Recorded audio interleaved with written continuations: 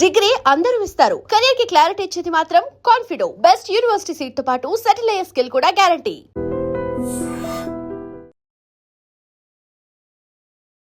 నమస్తే, నేను Kavitha. Welcome to I dream news and నిజాలు. 2014 మే 26 మోదీ ప్రధానమంత్రిగా ఫర్ ద ఫస్ట్ టైం ప్రమాణ స్వీకారం చేశారు. నేటికి 12 ఏళ్ళు కంప్లీట్ అయిపోతుంది. ఈ పుష్కర కాలంలో దేశం సాధించినటువంటి ప్రయోజనాలు లేకపోతే జరిగినటువంటి అభివృద్ధి ఏంటి?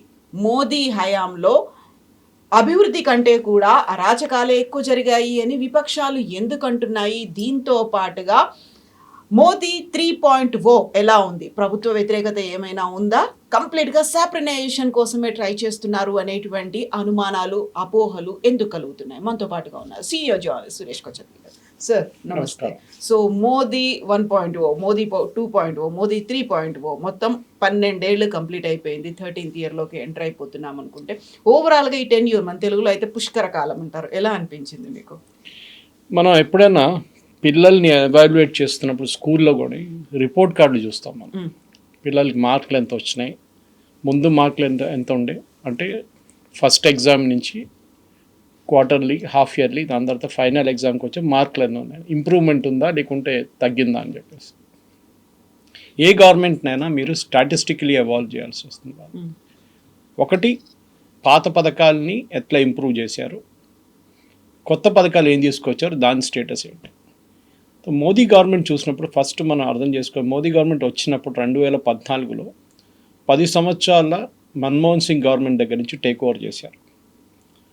రాజీవ్ గాంధీ గవర్నమెంట్ ఆ టైంలో వాళ్ళు ఆ 5 years తర్వాత మన్మోహన్ సింగ్ గవర్నమెంట్ ఎండ్ అయ్యేదాకా ఒక స్టేబుల్ గవర్నమెంట్ లేకుండే, కంటిన్యూస్గా కోalition గవర్నమెంట్స్ ఉండే. వాళ్ళ పుల్స్ అండ్ ప్రెషర్స్ వాళ్ళకు ఉన్నాయి. నరసింహరావు గారు కానీ, చంద్రశేఖర్ గారు కానీ, ఐకే గుజరాల్ కానీ, దేవగౌడ కానీ, నరసింహరావు గారు కానీ, దాని తర్వాత వాజ్పేయి గారు కానీ, దాని తర్వాత మళ్ళీ మన్మోహన్ సింగ్.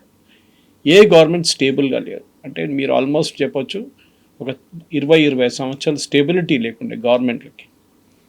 ఫస్ట్ టైం 2014లో మోదీ గవర్నమెంట్కి స్టెబిలిటీ వచ్చింది. ఆన్ దేర్ ఓన్ మెజారిటీ వచ్చింది. చిన్న మెజారిటీ ఉండే, ఎక్కువ లేకుండే. దాని తర్వాత 2019కి వచ్చినప్పుడు మెజారిటీ పెరిగింది, 300+ అయింది. కానీ 2024 వచ్చేదాకా అది తగ్గింది. సో అందరూ ఏమనుకున్నారంటే అయిపోయిందిలేగా, ఒకవైపు నుంచి నితీష్ కుమార్ గుంజుతారు, ఒకవైపు నుంచి చంద్రబాబు నాయుడు తాడుగుస్తారు, మోదీ గారు అన్స్టేబుల్ అయిపోతుంది. ఇప్పుడు నితీష్ కుమార్ గారు లేరు సీన్లో. ఆయన పార్టీ యాజ్ గుడ్ యాజ్ బీజేపీలో వచ్చినట్లని, వాళ్ళ ఎంపీలు కూడా బీజేపీలో ఉన్నట్లని. అటువైపు చంద్రబాబు నాయుడు గారికి తెలిసిపోయింది ఆయనకి కావాల్సింది డబుల్ ఇంజిన్ సర్కార్, ఆయనకు కావాల్సింది ఫండ్స్, అమరావతి కానీ ఆంధ్రప్రదేశ్ డెవలప్ చేయడానికి. దానికి సెంట్రల్ గవర్నమెంట్ సహకారం కావాలని చాలా క్లియర్గా. ఐ థింక్ నాకైతే అనిపిస్తుంది possibly first term, second term కన్నా మోదీ గారు ఇప్పుడు థర్డ్ టర్మ్లో ఇంకా పవర్ఫుల్ ఉన్నారు. చాలా స్టేబుల్గా ఉన్నారా? పవర్ఫుల్ కూడా, స్టేబుల్ అయితే ఉన్నారు కానీ పవర్ఫుల్గా ఉన్నారు. దానికి కారణాలు చాలా ఉన్నాయి. మన యాంటీ నెక్సల్ మూవ్మెంట్ నుంచి దానికన్నా ముందు ఆర్టికల్ 370 సెకండ్ టర్మ్లో తీసేసిన తర్వాత జరిగిన చాలా మట్టుకు మార్పులు మనం చూస్తే మోదీ గవర్నమెంట్ కొంచెం కాన్ఫిడెన్స్ వచ్చినట్లు. సరే, ఇప్పుడు ఈ యుద్ధంలో కొంచెం ప్రాబ్లమ్స్ ఉన్నాయి, కానీ కోవిడ్ తర్వాత జరిగిన మార్పుల్లో చూస్తే మోదీ గవర్నమెంట్ చాలా మట్టుకు మార్పులు తీసుకొచ్చారు. అది మరి 2014 నుంచి చూసుకుంటూ వస్తే ఉంది. మీకు 2015లో జన్ధన్ యోజన లాంచ్ చేసినప్పుడు అందరూ అన్నారు ఏం బ్యాంకింగ్ ఇది, దీంట్లో NPS చాలా పెరిగింది, 14% దాకా NPS వెళ్ళింది, నాన్ పర్ఫార్మింగ్ అసెట్స్. కానీ దాని తర్వాత చూడండి, ఇప్పుడు అన్ని ప్రతి స్టేట్ గవర్నమెంట్, అది బీజేపీ ఉండొచ్చు, నాన్ బీజేపీ ఉండొచ్చు, వాళ్ళు జన్ధన్ యోజన యూజ్ చేసి డైరెక్ట్ బెనిఫిట్ ట్రాన్స్ఫర్ చేస్తున్నారు. ఒక టైంలో రాజీవ్ గాంధీ గారు చెప్పారు, చాలా ఫేమస్ స్టేట్మెంట్ అది, ఢిల్లీ నుంచి రూపాయి పంపిస్తే అది రాష్ట్రానికి వచ్చేదాకా 15 పైసలు అయిపోతుంది. అంటే ఫైనల్ బెనిఫిషరీ దగ్గర వచ్చేదాకా అంటే 85 పైసలు కొట్టేస్తున్నారు. అది ఏజెంట్లు ఉంటారు, ఎమ్మెల్యేలు ఉంటారు, కార్పొరేటర్లు ఉంటారు, చాలామంది మిడ్ లెవెల్ బ్యూరోక్రాట్స్ ఉంటారు, వీళ్ళు డబ్బులు కొట్టేస్తారు. పాపం ప్రజలకు వచ్చేది 15 పైసలే. ఇప్పుడు ఆ ప్రాబ్లం లేదు. ఒకటి జామ్ అంటే జన్ధన్ యోజన, ఒకటి ఆధార్ అండ్ మొబైల్ లింక్ చేశారు. అది చాలా ఎసెన్షియల్ ఉంది, ఎందుకంటే డూప్లికేషన్ కాకుండా ఉండడానికి ఇది 3 ఎసెన్షియల్. మీరు ఫేక్ ఆధార్ తయారు చేసుకోవచ్చు, కానీ మీరు ఫేక్ మొబైల్ తయారు చేయలేరు. అది 2 చేసుకుంటే మీకు బ్యాంక్ అకౌంట్లో కేవైసీలకు పట్టుబడతారు మీరు. సో జామ్ దీంట్లోనే చాలా మట్టుకు మార్పులు తీసుకొచ్చారు. దాంట్లో నుంచి బెనిఫిట్, ఎందుకంటే నేను మనం ఉడాన్ స్కీమ్ కానీ ఎయిర్పోర్ట్లు కానీ వందే భారత్ మాట్లాడుకుంటే మనం కింద స్థాయి నుంచి మొదలు పెట్టాలన్నమాట. అక్కడేం మార్పులు వచ్చినాయని. రెండోది మనం చూసాం రేషన్ డెలివరీ సిస్టంలో, అది కోవిడ్ నుంచి వచ్చిన ఒక బెనిఫిట్. అది 80 కోట్ల మందికి ఇప్పుడు కూడా ఆల్మోస్ట్ రేషన్ కంప్లీట్ ఫ్రీగా ఇస్తున్నారు. పసిడి లోకంలో ఎక్కడ లేదు. దానికి కారణాలు చాలా ఉన్నాయి. కొంతమంది అంటున్నారు అది మోదీ గారు చాలా కోవిడ్లో చేయాల్సి వచ్చింది, దాని తర్వాత మళ్ళీ అన్ని ఆపలేకపోతున్నారు. అది కాదు. ఒకవైపు మన దగ్గర ఉన్న ఫుడ్ గ్రెయిన్ సిస్టమ్ పీడిఎస్ వచ్చిన తర్వాత పబ్లిక్ డిస్ట్రిబ్యూషన్ స్కీమ్లో మనం స్పెసిఫిక్ ప్యాడీ బియ్యం తెచ్చుకుంటున్నప్పుడు మనకి చాలా మటుకు ఎక్కువ కెపాసిటీ, హోల్డింగ్ కెపాసిటీ లేదు ఇప్పుడు. అంటే ప్రొడక్షన్ చాలా పెరిగిపోయింది. ఈవెన్ గోధుమలు కూడా, మేము నార్త్ ఇండియా వైపు చూస్తే గోధుమలు కూడా చాలా పెరిగింది అక్కడ, అది ఇటువైపు. So wheat production, rice production పెరిగినప్పుడు దాన్ని ఫుడ్ కార్పొరేషన్ ఆఫ్ ఇండియా గోడౌన్లో ఎక్కువ రోజులు మీరు పెట్టుకోలేరు, ఎలుకలు తినేస్తాయి అంతే. దాన్ని బయటికి పంపించాల్సి. సో ఎప్పుడో ఒకసారి సుప్రీంకోర్టు అడిగారు ఆ క్వశ్చన్ ఒక 10 సంవత్సరాల ముందు, ఎలుకలకి ఇచ్చే బదులు మనుషులకి ఇవ్వచ్చు కదా అని చెప్పేసి. సో అదే చేశారు. సో మనుషులకి ఇవ్వడం మొదలుపెట్టారు. సో ఏమైందంటే వాళ్ళు షాప్కి వెళ్ళి కొనే బియ్యం తగ్గిపోయింది, వాళ్ళ కాస్ట్ తగ్గిపోయింది. ఆ డబ్బులు మిగతా ఏంటంటే దానికైనా యూస్ చేసుకున్నారు. వారు పిల్లల బుక్కులు కొనడానికో బ్యాగులు కొనడానికో వాళ్ళ ఓన్ యూస్ కోసం వాడుకున్నారు. ఇదొక మేజర్ మార్పు అన్నమాట. ఇది కాకుండా చాలా మటుకు చిన్న చిన్న స్టెప్స్ అట్లా. For example digitization of land records, ఇది చాలా పెద్ద ఇష్యూ. మనం ఎప్పుడు దీన్ని సీరియస్గా తీసుకోం. మన రాడార్లో రాదు ఇది. కానీ మన పల్లెటూరుకి వెళ్తే తెలిసిపోతుంది. ఒక ల్యాండ్ హోల్డింగ్, అది 1 ఎకర్ ఉండొచ్చు, ½ ఎకర్ ఉండొచ్చు, 200 స్క్వేర్ యార్డులు ఉండొచ్చు, ఏదైనా కానీ అక్కడున్న రైతులకి వాళ్ళ భూమి ఏదని వాళ్ళకి క్లారిటీ లేదు.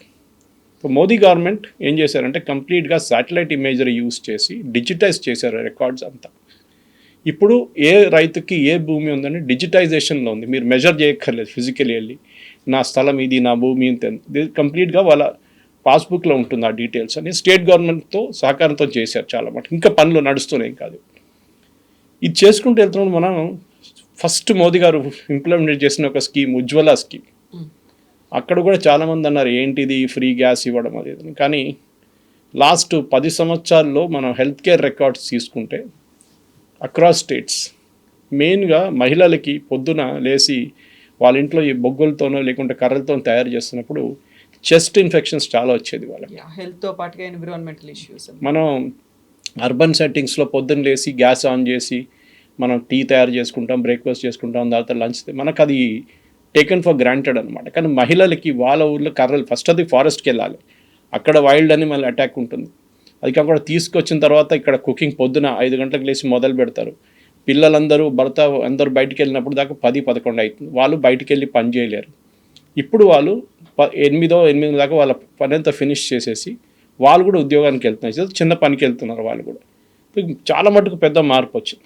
దాంట్లో ఇప్పుడు చూడండి, ప్రతి స్టేట్ గవర్నమెంట్ వాళ్ళ ఎలక్షన్ మేనిఫెస్టోలో మేము మీకు ఫ్రీ గ్యాస్ సిలిండర్ ఇస్తాం, లేకుంటే 500 రూపాయలు గ్యాస్ ఇస్తాం. విజయ్ నుంచి, స్టాలిన్ నుంచి, సిద్ధరామయ్య నుంచి, రేవంత్ రెడ్డి నుంచి, అందరూ బెంగాల్లో కూడా అందరూ ప్రామిస్ చేసినట్టు ఈ గ్యాస్ సిలిండర్ మీకు ఫ్రీ ఇస్తాం. ఇది 2014 దాకా ఎందుకు జరగలేదు? అది మనం అడగాల్సిన ఒక ప్రశ్న. దాని తర్వాత మనం చాలా ఉన్నాయి తీసుకుంటే. ఇప్పుడు వందే భారత్ ఫర్ ఎగ్జాంపుల్, ఇప్పుడు మన అర్బన్ సెట్టింగ్కి వద్దాం. మనం వందే భారత్ అనేది ఒక ఏదో పెద్ద ఇంటర్నేషనల్ లేకుంటే బయట నుంచి తీసుకొచ్చిన టెక్నాలజీ కాదు, మన దగ్గర ఉండే. ఇన్ఫ్యాక్ట్ టెడ్ఎక్స్ టాక్లో ద ఫౌండర్ అని చెప్పలేదు, మెయిన్ పర్సన్ బిహైండ్ ఆ ఇంజనీర్, ఆయన చీఫ్ ఇంజనీర్, ఆయన దాని గురించి మాట్లాడారు. పేరు నాకు గుర్తు రావట్లేదు. ఆయన మాట్లాడుతున్నారు ఈ టెక్నాలజీ మన దగ్గర ఉండే, వీ హ్యాడ్ దిస్ టెక్నాలజీ. 20 సంవత్సరాల ముందు కూడా ఇదే వందే భారత్ తయారు చేయొచ్చు, మనం చేయలేదు. ఎందుకంటే రిస్క్ ఉంటుంది తయారు చేసేటప్పుడు. ఒకటి ఆ కోచెస్ టెక్నాలజీ ఒకటి, అది మన దగ్గర ఇంప్రూవ్ చేయాల్సి వస్తుంది. దానికి ఉన్న రిస్క్, దానికి ఉన్న పెట్టుబడి పెట్టాలి. గవర్నమెంట్ ఆ టైంలో రెడీగా లేరు. రెండవది ట్రాక్ స్పీడ్ ఇంక్రీజ్ చేయాలి. ఇప్పుడు చూడండి, ప్రతి ట్రైన్ మీరు బిలీవ్ చేయరు, 1 గంట నుంచి 2 అవర్స్ వాళ్ళు టైం సేవింగ్ చేస్తున్నారు. వందే భారత్ వచ్చిన తర్వాత, వందే భారత్ ఎనీవేస్ మంచి స్పీడ్లో వెళ్తుంది. మీరు శబరి ఎక్స్ప్రెస్ తీసుకోండి, ముందు 24 గంటలు తీసుకుంటుండే ట్రిచ్చూర్, మా హోమ్ టౌన్ నుంచి హైదరాబాద్కి. ఇప్పుడు దాన్ని 22 గంటలు చేశారు.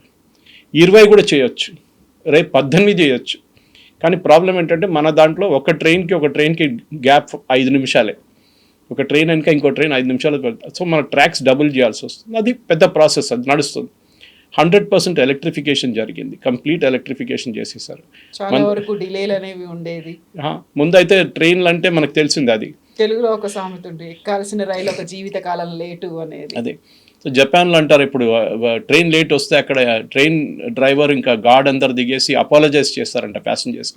మన దగ్గర ఆ స్టేట్కి ఇంకా రాలేదు, కానీ మేము వందే భారత్ వచ్చినప్పుడు అందరు ఏమన్నారు, ఓ ఇది ఎవరు వెళ్తారు దీంట్లో ఎంత డబ్బులు కట్టి, పేదోళ్ళకి మీరు ట్రైన్ పెట్టాలండి. ఇప్పుడు వందే భారత్ మీకు టికెట్ దొరకదు. ప్రతి స్టేట్లో 5-6 వందే భారత్లు అక్కడిక్కడ తిరుగుతున్నాయి, కానీ మీకు టికెట్ దొరకదు. నేను మొన్న ఇక్కడి నుంచి నెల్లూరు వెళ్ళాను, 6 గంటల సేపట్లో నెల్లూరు చేరుకున్నాను వందే భారత్. రిటర్న్లో నార్మల్ ట్రైన్ సూపర్ ఫాస్ట్ ఎక్స్ప్రెస్లో వచ్చాను. పొద్దున్న రాత్రి 9 గంటలకు ఎక్కితే సికింద్రాబాద్లో 8 గంటలకు దిగాను. అంటే ఆల్మోస్ట్ 11 hours డిఫరెన్స్ చూడండి. అది నేను చెప్తున్నాను. సో మనం ఒక లగ్జరీ అని చెప్పట్లేదు, కానీ ఒక స్పీడ్, ఒక ఎలిమెంట్ ఆఫ్ టైం సేవింగ్ కోసం డబ్బులు ఇవ్వడానికి రెడీగా ఉన్నాం, అదొకటి. దెన్ మొబైల్ పెనిట్రేషన్ ఇండియాలో చూసాం మనం, అది చాలా మటుకు మన డిజిటల్ పేమెంట్స్ అదొక క్రైసిస్ నుంచి వచ్చింది. అది డిమానిటైజేషన్ తర్వాత సడన్గా మార్కెట్లో క్యాష్ లేదు, మన అందరు తెలిసిందే. 500 రూపాయలు, అది కాకుండా 1000 రూపాయల నోట్లు ఆ టైంలో డిమానిటైజ్ చేసినప్పుడు డిజిటల్ కరెన్సీ కోసం గవర్నమెంట్ ఒక స్కీమ్ తీసుకొచ్చారు, యూపీఏ కింద. ఉండే దానికన్నా ముందు, కానీ they were not able to implement it. దానికున్న బ్యాక్గ్రౌండ్ కానీ ఏం చెప్తారు, ఇన్ఫ్రాస్ట్రక్చర్ కానీ దానికున్న సెక్యూరిటీ ఫీచర్స్ ఇంప్లిమెంట్ చేయలేకపోయారు అప్పుడు దాకా. సడన్గా ఒక క్రైసిస్ వచ్చినప్పుడు చేయాల్సి వచ్చింది. ఇప్పుడు చూడండి, అప్పుడు చిదంబరం గారు చాలా ఫేమస్ ఒక స్టేట్మెంట్ ఇచ్చారు పార్లమెంట్లో, మీకు గుర్తుంటుంది. ఈ కూరగాయలు అమ్ముతున్న ఆమెకి ఏం తెలుసు డిజిటల్ గురించి, ఇంటర్నెట్ ఏం తెలుసు, ఆమెకి బ్యాంక్ అకౌంట్ ఎక్కడ ఉంది, ఇదేంటి డిజిటల్ తమాషానా ఇదని చెప్పి మోదీ గవర్నమెంట్ని చాలా ఆ రోజు ఆయన మాట్లాడుతూ పార్లమెంట్లో అన్నారు.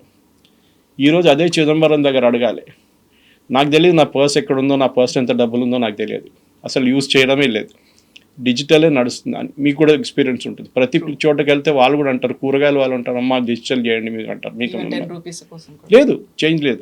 బట్ మార్పులు వచ్చినాయి. కోవిడ్ వచ్చినప్పుడు పెద్ద క్రైసిస్ అగైన్. అందరు అన్నారు ఆన్లైన్ టీచింగ్, ఆన్లైన్ మీటింగ్స్ అన్నారు. అప్పుడు అందరూ ఇది నిజంగా నడుస్తుంది చూసి కరెక్ట్, చాలా టైం సేవింగ్ ఉంది. 1.5-2 గంటల సేపు ఒకవైపు, మళ్ళీ సాయంత్రం అటువైపు 4 hours సేవింగ్ మీకు అక్కడే అయిపోతుంది. ఇంట్లో కూర్చొని చేయొచ్చు మీరు పన్నంతా. పిల్లలు ఇంట్లో కూర్చొని క్లాసులు నేర్చుకోవచ్చు. అఫ్కోర్స్ లాంగ్ టైం సొల్యూషన్ కాదు, కానీ ఒక షార్ట్ టర్మ్ బెనిఫిట్ తీసుకొచ్చారు. జూమ్ అనే ఒక కాన్సెప్ట్ మనకు అప్పుడు దాకా తెలియదు, అట్లా ఒక సాఫ్ట్వేర్ ఉందని, అట్లా ఒక ఆన్లైన్ మెకానిజం ఉందని తర్వాత మనకు తెలిసింది. ఇట్లాంటి చాలా మార్పులు వచ్చినాయి కవిత గారు. For example even national highways తీసుకోండి. యూపీఏ హయాం ఎండ్ అయినప్పుడు 2014లో ఏప్రిల్లో మన national highway length 90,000 kilometer, 91,287 to be exact. ఇప్పుడు 146,650 కిలోమీటర్లు. ప్రతిరోజుకి 32 కిలోమీటర్లు నేషనల్ హైవే తయారవుతున్నాయి ఇప్పుడు కూడా. అది మీరు ఎక్స్పీరియన్స్ చేస్తుంటారు. ఇక్కడ నుంచి బెంగళూరు కానీ, ఇక్కడ నుంచి విజయవాడ వెళ్ళేటప్పుడు మీరు చాలా మటుకు ఆ బెనిఫిట్ మీరు చూస్తూనే ఉంటారు. నేషనల్ హైవే టోల్ కట్టాల్సి వస్తుంది, అది వెరీ వెరీ ఆబ్వియస్. ఎందుకంటే మీకు మంచి రోడ్ కావాలి. ఈవెన్ అవుటర్ రింగ్ రోడ్లో స్టేట్ గవర్నమెంట్ చేశారు. అది బెనిఫిట్ చూడండి, దాన్ని ఫ్యూయల్ ఎఫిషియన్సీ ఉంటుంది. సో ప్రజలు డబ్బులు కట్టడానికి రెడీగా ఉన్నారు, but they want benefits out of it. And typical ఏమవుతుందంటే, మన దగ్గర ఉన్న పిఎం ఆవాస్ యోజన తీసుకోండి. ఇప్పుడు అందరు అంటారు పేదోళ్ళకి ఇల్లు ఇవ్వాలని చెప్పి, ఇక్కడ 2 bedroom హౌసెస్ అంటారు. యాక్చువల్లీ ద ప్రధానమంత్రి ఆవాస్ యోజన ఫండ్స్ దాని కింద వస్తుంది. ఎందుకు? అగైన్ ద ప్రాబ్లం ఏంటంటే, స్లమ్ నుంచి ఒక 2 bedroom ఇల్లు తీసుకొచ్చినప్పుడు వాళ్ళకు ఒక బెనిఫిట్ ఉంటుంది. దాంట్లో చాలా ఇష్యూస్ ఉన్నాయి స్టేట్ గవర్నమెంట్ వైపు నుంచి. ఒకటి ల్యాండ్ అలాట్మెంట్ కానీ, మిగతా ఇష్యూస్ కానీ ఉన్నాయి. కానీ చూసుకుంటే ఇంకోటి మేక్ ఇన్ ఇండియా. మనం మోదీ గారు మొదలైనప్పుడు మేక్ ఇన్ ఇండియా ఏంటి, ఇదేంటి, ఎస్పెషల్లీ డిఫెన్స్లో మనం one of the world's largest importers, ఆయుధాలు ఇంపోర్ట్ చేసుకుంటాం మనం. ఇప్పుడు లాస్ట్ ఫైనాన్షియల్ ఇయర్లో మనం 38,000 కోట్ల ఆయుధాలు ఎక్స్పోర్ట్ చేశాం. అది యూపీఏ హయాంలో, యూపీఏ గవర్నమెంట్ వాళ్ళు 2014లో మన్మోహన్ సింగ్ గవర్నమెంట్ టెన్యూర్ అయినప్పుడు అది 430 కోట్లు ఉండే. 430 కోట్ల ఎక్స్పోర్ట్స్, డిఫెన్స్ ఎక్స్పోర్ట్ నుంచి ఇప్పుడు మనం 38,000 ఎక్స్పోర్ట్ చేసాం. Next year target is around 45,000 కోట్లు 26-27 ఫైనాన్షియల్ ఇయర్. అంటే ఆయుధాలు తయారు చేసి ఇప్పుడు యూపీఏ మన వీళ్ళతో, సో యూఏఈతో మనకు ఒప్పందం చేసుకున్నాం ఆయుధాలు తయారు చేయడానికి. అగైన్ ఇంకొక 10,000 కోట్లు మీరు యాడ్ చేసుకోవచ్చు. దాంట్లో ప్రతి సెక్టర్లో ఒక టార్గెటెడ్ ఒక మూవ్మెంట్ నడుస్తుంది. అది ప్రధానమంత్రి గారు సెక్రటేరియటే దాన్ని కంప్లీట్గా ట్రాక్ చేస్తున్నారు. 500 కోట్ల కన్నా ఎక్కువ ఉన్న ప్రాజెక్ట్ని ప్రతిరోజు ట్రాక్ చేస్తారు. దాన్ని మనం చూసాం. ఒక చెనాబ్ రివర్ పైన ఒక బ్రిడ్జ్ కట్టారు. Arch bridge. Yeah. అది బ్రిటిష్ వాళ్ళ టైం నుంచి కూడా ఇంపాసిబుల్ అని చెప్పి వాళ్ళు ఇడిచేశారు. అది ఇట్ ఈస్ నాట్ పాసిబుల్ అని చెప్పారు. అది కాకుండా మనం బారాముల్లా దాకా కనెక్ట్ చేయలేము. బారాముల్లా మన ఆర్మీకి చాలా క్రూషియల్, ఎందుకంటే పాకిస్తాన్ బార్డర్ దాకా వెళ్తుంది. ట్రక్స్ తీసుకెళ్లడంలో యాక్సిడెంట్లు చాలా నడుస్తుంటే టైం కూడా పడుతుంది. ఇప్పుడు ఆలోచించండి అది ఎట్లా చేశారు. మీరు కావాలంటే మీరు చేయొచ్చు, కానీ దానికి మిమ్మల్ని బ్యాక్ చేయడానికి ఎవరైనా ఉండాలి. అంటే మీ ఎంత ఎవరైనా ఉండి చేయండి, మీరు ఫెయిల్ అయితే no problem, we will help you అని చెప్పేసి. సో అన్ని సెక్టర్స్లో ఇంకా చాలా పనులు ఉన్నాయి, అన్నీ అయిపోయినాయని చెప్పలేము మనం. కానీ 2014కి ఇప్పుడు మీరు చెప్పినట్టు 12 సంవత్సరాల తర్వాత రివ్యూ చేసినప్పుడు ప్రోగ్రెస్ రిపోర్ట్ తీసుకున్నప్పుడు చాలా మటుకు ఇట్లాంటి మార్పులు వచ్చాయి. సో ఇది డెవలప్మెంట్ పరంగా చూస్తే ఇంటర్నల్గా మాత్రం ఇన్సెక్యూరిటీ అనేది ఉంది, అన్స్టెబిలిటీ అనేది ఉంది అనే దాంతో పాటుగా మాబ్ లించింగ్ అవుతుంది, ఇక్కడ ఉన్నటువంటి మైనారిటీలని టార్గెట్ చేస్తున్నారు. ఇవన్నీ కూడా మోదీ గవర్నమెంట్ వచ్చిన తర్వాత ఎక్కువైపోయింది. దీనికి తోడుగా మీడియాను కూడా ఒక గోడీ మీడియా లాగా మార్చేసుకున్నారు, తనకు అనుకూలంగా ఉండే వాళ్ళకే ఇస్తున్నారు అనే మాటలని ఉన్నాయి కదా. ఇన్సెక్యూర్డ్ ఫీలింగ్ అనేది ఇంటర్నల్గా డెవలప్ అయిందా? మీరు అది ఎటువైపు నుంచో చూడొచ్చు. ఫల్తా రిజల్ట్ వచ్చింది మొన్న, మీరు చూసుంటారు. ఫల్తా ఇది మైనారిటీ డామినేటెడ్ కాన్స్టిట్యున్సీ. బీజేపీ 140,000 ఓట్లతో గెలిచారు. ఒరిజినల్ జహంగీర్ ఖాన్ టీఎంసీ క్యాండిడేట్కి డిపాజిట్ కూడా పోయింది, ఫోర్త్ ప్లేస్లో ఉన్నారు. అప్పుడు ముస్లిమ్స్ బీజేపీకి ఓటేశారని చెప్తారా? ఎస్, జరిగింది అది. ఎందుకంటే వాళ్ళకు కూడా తెలిసిపోయింది ఈ కాంగ్రెస్ పార్టీ కానీ ఎంఐఎం కానీ మిగతా పార్టీలు వాళ్ళ పర్సనల్ బెనిఫిట్ కోసం ముస్లిమ్స్ని వాడుకుంటున్నారు, చాలా క్లియర్గా తెలిసిపోయింది. అది ఈవెన్ కేరళలో కూడా మీరు చూడొచ్చు. క్రిస్టియన్ కాన్స్టిట్యున్సీ, నార్త్ ఈస్ట్ తీసుకోండి. నార్త్ ఈస్ట్లో చాలా స్టేట్, నాగాలాండ్ అన్ని ప్లేసెస్లో క్రిస్టియన్ డామినేటెడ్. అక్కడ కూడా బీజేపీ రూల్ చేస్తున్నారు, చాలా మటుకు బీజేపీ అలయన్స్ రూల్ చేస్తున్నారు. ఎందుకంటే ప్రజలు ఇప్పుడు ఏం చూస్తున్నారు, ఒకటే, మాకు కావాల్సిన సౌకర్యాలు వస్తుందా, మాకు బెనిఫిట్స్ వస్తుందా, మా లైఫ్ స్టైల్ మారిందా లేదా, మాకు ఉద్యోగాలు వస్తున్నాయా లేదా, ఇది వాళ్ళు చూస్తున్నారు. మాబ్ లించింగ్, ఎక్కడో ఒక ట్రైన్లో ఇద్దరు కొట్టుకున్నప్పుడు దాన్ని పెద్ద ఇష్యూ చేస్తారు. అదే టైంలో బంగ్లాదేశ్లో లక్షల మంది హిందువుల్ని అక్కడ అటాక్ చేసి చాలామంది హిందువులు చంపేసినప్పుడు అప్పుడు ఎవరికి ప్రాబ్లం లేదు. మిద్నాపూర్లో హిందువులు ఆల్మోస్ట్ 10-15 మంది హిందువులు చంపారు, అప్పుడు ఎవరికి ప్రాబ్లం. మన స్టేట్లోనే, మన కంట్రీలోనే, వెస్ట్ బెంగాల్లో జరిగింది మమతా బెనర్జీ హయాంలో, అప్పుడు ప్రాబ్లం లేదు. కశ్మీర్ నుంచి పండిత్ని తెరిమి కొట్టినప్పుడు లక్షలాది మంది వాళ్ళు పారిపోయారు రాత్రికి రాత్రి, అప్పుడు ఎవరికి ప్రాబ్లం లేదు. కానీ ఏదో ఒక చిన్న ఇన్సిడెంట్ ఎక్కడో జరిగింది, ఏదో ట్రైన్లో గొడవ జరిగింది, 2 సీట్ల కోసం కొట్టుకున్నారు, లేకుంటే ఏదో ఆవు మాంసం తీసుకెళ్తున్నారని పట్టుకున్న వాళ్ళని లించ్ చేశారని చెప్తే అది పెద్ద న్యూస్ అయిపోతుంది. అది కూడా ట్రాజడీయే, దాన్ని ప్రాసిక్యూట్ చేయాల్సిందే. పల్గర్లో సాధువులు చంపినప్పుడు ఎవరు అడగలేదేంటి? ఇదే నేను అడుగుతున్నాను. చాలా ఉన్నాయి అట్లాంటి. ఉడిపిలో ఒక ఆర్ఎస్ఎస్ కార్యకర్తని హత్య చేసినప్పుడు ఎవరు అడగలేదే. సో వన్ వే ట్రాఫిక్ అయిపోయింది. మీడియా ఇప్పుడు గోడి మీడియా అంటాను. నేను ఒకటే మాట అంటున్నాను, వైర్, క్వింట్, స్క్రాల్, వీళ్ళు రాసే ఆర్టికల్ మీరు ఒకసారి అనలైజ్ చేయండి. ఒక్క ప్రో మోదీ ఆర్టికల్ కూడా మీకు కనిపించదు. హిందూ కూడా చేర్చుకోవచ్చు దాంతో. అన్ని యాంటీ మోదీ ఆర్టికల్సే ఉంటుంది. వీళ్ళని తీసుకెళ్ళి జైల్లో వేసారా? ఎవరు వేయలేదు కదా. మీరు దగ్గర ఎవరైనా చెప్పారా మీరు అర్నబ్ గోస్వామి ఛానల్ చూడాలని ఎవరైనా చెప్పారా? ఎవరు చెప్పలేదు కదా. It is your choice. ఎన్నో ఛానల్స్ ఉన్నాయి, మీరు ఏ ఛానల్ కావాలంటే చూడొచ్చు. అర్నబ్ గోస్వామి ఛానల్ చూడాలని ఉందా, లేకుంటే ఎన్డీటీవీ చూడాలని ఉందా, లేకుంటే CNN News 18 చూడాలి, ఎవరు చెప్పలేదు. మీద అదానీ ఉండొచ్చు, అంబానీ ఉండొచ్చు, ఎవరైనా ఉండొచ్చు. ఇదే ఎన్డీటీవీ కాంగ్రెస్ హయాంలో ఏం చేశారు మనందరికి తెలిసిందే. ప్రణయ్ రాయ్ మీద CBI కేసు ఉండే రాజీవ్ గాంధీ హయాంలో. ద వరల్డ్ దిస్ వీక్లో free commercial time MIC చెద్ద scam ఉండేది. కానీ దాని నుంచి రాజీవ్ గాంధీ గారు ఆయన్ని సేవ్ చేశారు చాలా మటుకు. అంటే మనం ఏం చెప్పొచ్చు, గోడి మీడియా అని చెప్పొచ్చు అక్కడ కూడా. సో మనం అక్యూజేషన్ చేసినప్పుడు ఒక బిగ్గర్ పిక్చర్ చూడాల్సి వస్తుంది కవిత గారు, ఒక చిన్న పిచ్ కాదు. మీరు ఫర్ ఎగ్జాంపుల్ ఎప్పుడు నేను చెప్తుంటాను, ముస్లిమ్స్ హిందువుల్ని ఆయుష్మాన్ భారత్ కింద డిస్క్రిమినేట్ చేస్తారా ఎక్కడైనా?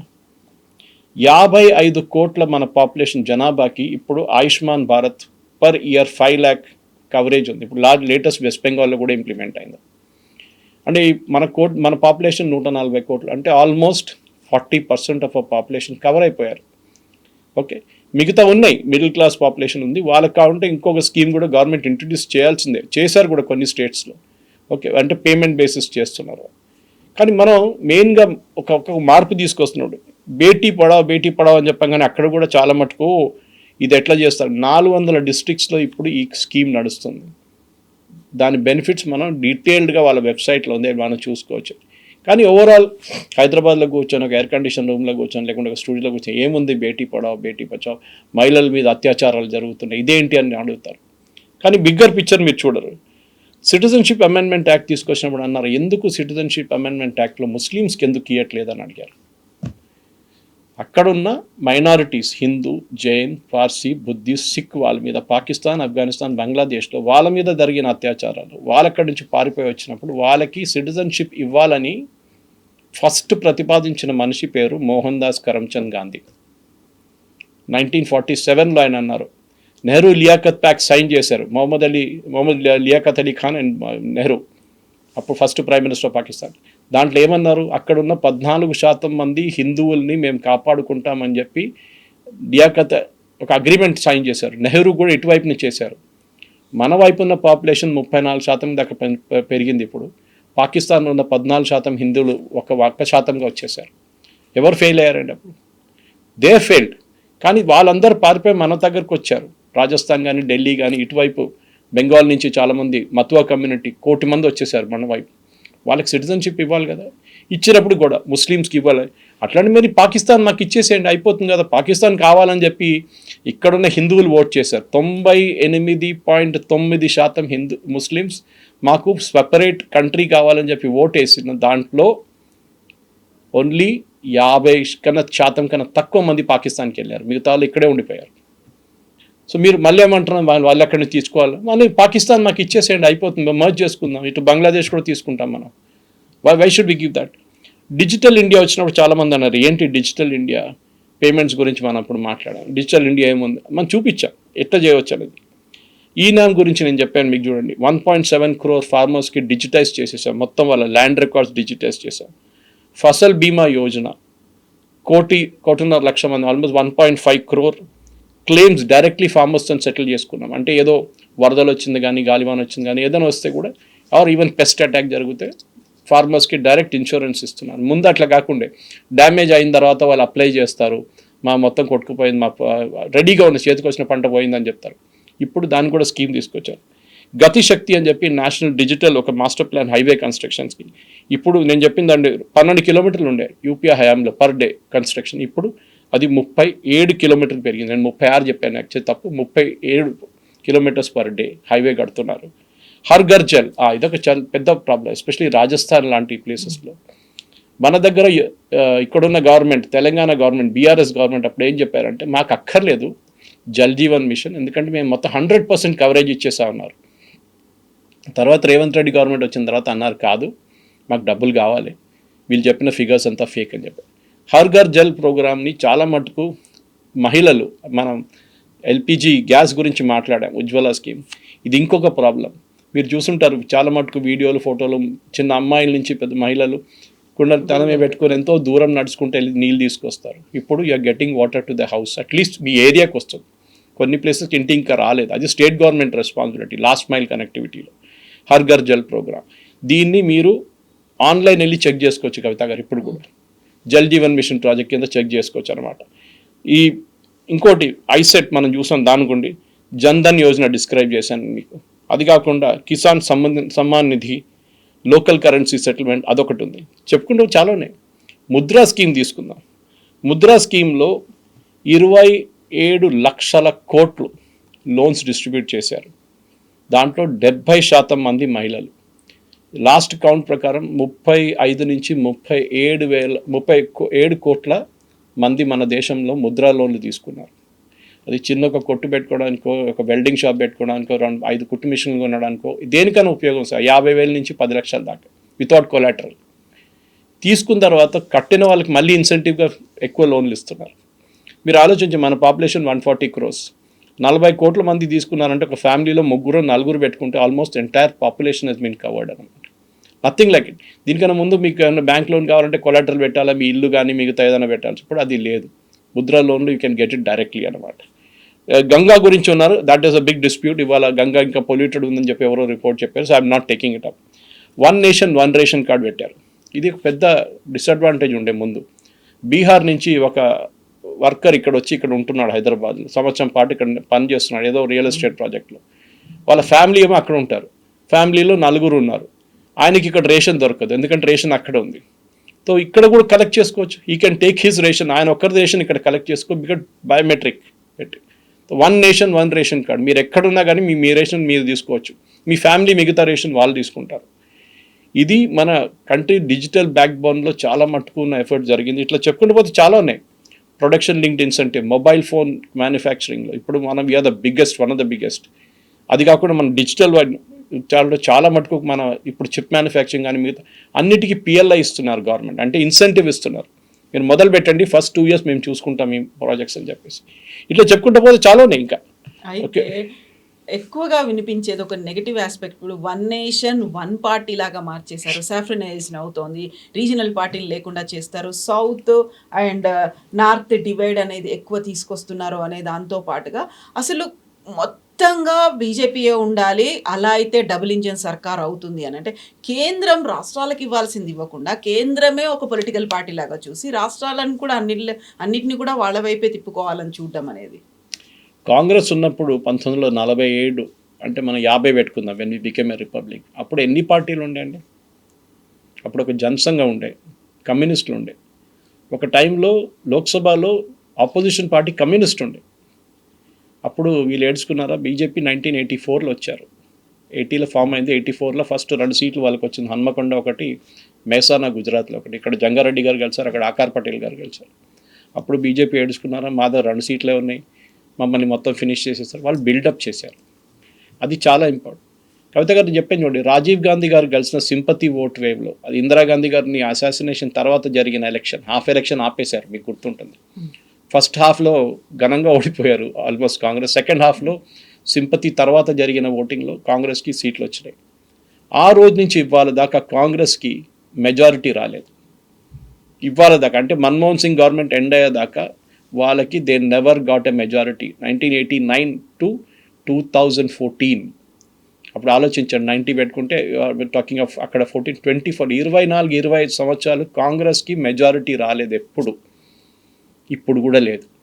14 తర్వాత మనం చూస్తున్నాం, 19 ఎలక్షన్లో రాలేదు, 24 ఎలక్షన్లో రాలేదు. దట్ మీన్స్ ఆ party is on a descent. మరి మీరు ప్రజల్ని తిడుతున్నారా? వెస్ట్ బెంగాల్లో ఒక టైంలో మీ గవర్నమెంట్ ఉండే, సిద్ధార్థ శంకర్ రాయ్, డాక్టర్ బీసీ రాయ్ ఉన్నాయి, ఈ జ్యోతిబాసు కమ్యూనిస్ట్ వచ్చే ముందు. ఎక్కడున్నారండి కాంగ్రెస్ ఇప్పుడు? మన ఫాల్టా ఎలక్షన్లో 3rd పొజిషన్లో వచ్చారు. ఇదే వాళ్ళ పార్టీని బిల్డప్ చేసుకుండా నార్త్ సౌత్ డివైడ్ అంటారు. ఏం లేదండి, కర్ణాటకలో బీజేపీ లేదా? తెలంగాణలో 8 మంది ఎంపీలు లేరా? కాంగ్రెస్కి ఎంతమంది ఎంపీలు ఉన్నారు? 8 మందే కదా. కరెక్ట్, అసెంబ్లీలో వాళ్ళకి స్ట్రెంగ్త్ ఎక్కువ ఉంది, కరెక్ట్ అది. కానీ సౌత్లో లేరు. That's a wrong notion. సౌత్లో ఉంది, బీజేపీకి 3 సీట్లు వచ్చినాయి కేరళలో, విచ్ ఇస్ అబ్సల్యూట్లీ ఇంపాసిబుల్ ఉండే ముందైతే. సో వాళ్ళ పార్టీని బిల్డప్ చేసుకుంటున్నారు. అది మీరు చేయాల్సిన పని అది. అది కాకుండా ఇప్పుడు తమిళనాడులో ఏం చేశారు? ఇప్పుడు దాకా వాళ్ళతో ఉన్న డిఎంకేని పక్కన తోసేసి మినిస్టర్షిప్ కోసం వాళ్ళు విజయ్తో వెళ్ళిపోయారు. ఎవరు తప్పండి అది? ఇప్పుడు డిఎంకే వాళ్ళని తిడుతున్నారు, కాంగ్రెస్ని బ్యాక్ స్టాబర్స్ అది ఇది అని చెప్తున్నారు. ఇది మీరు పార్టీ బిల్డప్ చేయాల్సిన మీ రెస్పాన్సిబిలిటీ. అది మీరు ఇంకొక కోతి తీసుకొని ఇంకొక షోల్డర్ మీద వేయలేరు మీరు. అది ఇట్ ఈస్ యువర్ రెస్పాన్స్. మీరు చేయకపోతే అది మీ తప్పు. 2 సీట్లు ఉన్న బీజేపీ అక్కడి నుంచి బిల్డప్ చేసుకుని 179 వచ్చింది. దాని తర్వాత కొంచెం మళ్ళీ వెనకకి వెళ్ళిపోయారు, మళ్ళీ ముందుకు వచ్చారు, మళ్ళీ మెజారిటీ వచ్చింది. You have to buildup. మీరు అది చేయట్లేదు. భారతదేశంలో ఉన్న ప్రతి యూపీ ఒక టైంలో కాంగ్రెస్ దగ్గర ఉండే, ఇప్పుడు కాంగ్రెస్ ఎక్కడుంది? 4వ ప్లేయర్ అయిపోయారు అక్కడ, బిహైండ్ బీఎస్పీ. ఆ పరిస్థితికి వచ్చేసారు. బీహార్ సేమ్ కేస్, తేజస్వితో టైఅప్ చేశారు, ఏమైంది? ఓడిపోయారు. అస్సాం ఒక టైంలో తరుణ్ గొగోయ్ వాళ్ళ అప్పుడు ఉండే పార్టీ ఉండే, అక్కడ చాలా పెద్ద పార్టీ ఉండే ఆ టైంలో. ఇప్పటికే ఏమైందండి? అక్కడ కూడా లేరు. North east entire used be with Congress, అది కూడా పోయింది. ఒరిస్సా బిఫోర్ బీజు పట్నాయక్ అప్పుడు కూడా ఉండే, అక్కడ పోయింది. మహారాష్ట్ర ఏఆర్ అంతులే, యశ్వంతరావు చౌహాన్, వీళ్ళందరూ దిగ్గజులు ఉన్నారు ఆ టైంలో, they are gone. Karnataka of course వాళ్ళ గవర్నమెంట్ ఉందనుకోండి, కానీ చెప్తున్నాను నేను, ఇట్లా ప్రతి స్టేట్ మీరు అనలైజ్ చేసుకుంటూ పోతే కాంగ్రెస్ దగ్గర నుంచి పోయిన స్టేట్ లేదు అంతా. కానీ వీళ్ళు లెసన్స్ నేర్చుకుంటలేరు. దాన్ని బీజేపీని తిట్టడం, మోదీ గారు అది చేస్తున్నారు. Let us remember one thing, politics అనేది పార్ట్ టైం ప్రొఫెషన్ కాదు. రాహుల్ గాంధీ గారు నేర్చుకోవాలి. It's a hard core business. మీరు ప్రతిరోజు దిగి పోరాడాలి, అప్పుడే ఒక పొలిటికల్ పార్టీ తయారవుతుంది. కానీ ఇంట్లో కూర్చొని మాకు ఓట్లు రాలేదు, ఓట్ చోరీ జరిగింది, ఈవీఎంలు కొట్టేశారు. ఫరూక్ ఒమర్ అబ్దుల్లా కరెక్ట్ చెప్పారు, ఓడిపోతే ఓడిపోయిందని మీరు అంగీకరించండి, తర్వాత పోటీ చేసి గెలవండి. నేను కూడా ఓడిపోయాను, నేను మళ్ళీ గెలిచాను.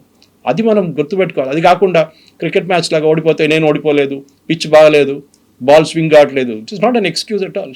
మీరు మీ పార్టీని బిల్డప్ చేయండి.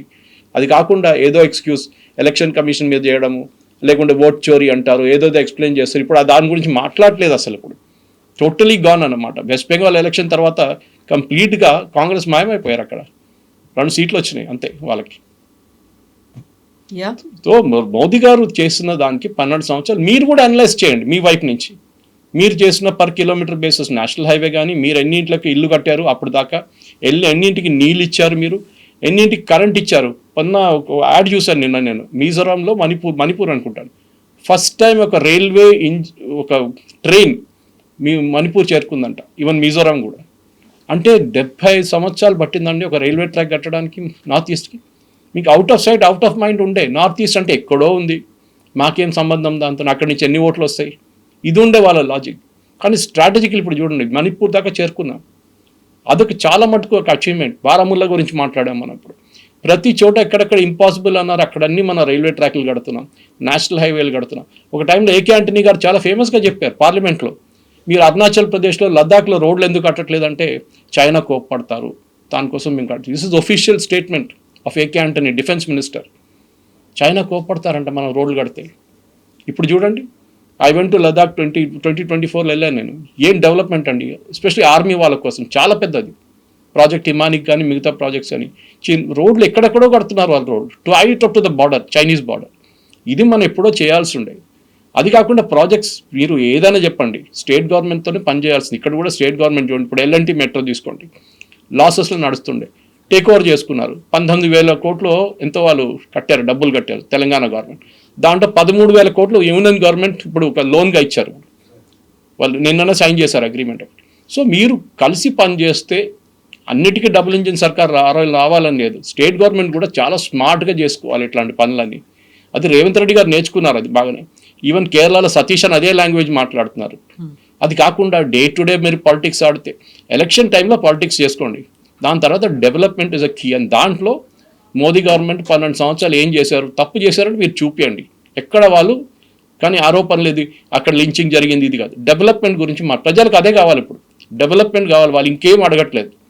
మాకు డెవలప్మెంట్ కావాలి, మాకు మంచి రోడ్లు కావాలి, మాకు మంచి నీళ్ళు కావాలి, మా ఇంట్లో మాకు మంచి కనెక్టివిటీ ఉండాలి, ఉడాన్ ఉండాలి, నార్త్ ఈస్ట్లో ఉన్న కనెక్షన్స్ కానీ, ఎయిర్పోర్ట్లు చూడండి, రైల్వే స్టేషన్లు చూడండి. ఇదన్నీ మీ హయాంలో చేయాలండి మీదంతా. ఇదైతే రాకెట్ సైన్స్ కాదు ఇది, కానీ చేయలేదు. అది మీరు అంగీకరించాలి, మాతో తప్పు అయిందని చెప్పి యూ మేక్ కరెక్షన్. మేబీ ఒకసారి మీకు ప్రజలు 20-30 సంవత్సరాల తర్వాత ఒక ఆపర్చునిటీ ఇవ్వచ్చు అప్పుడు కాంగ్రెస్కి. Yes sir, thank you so much. Thank you very much. Thank you.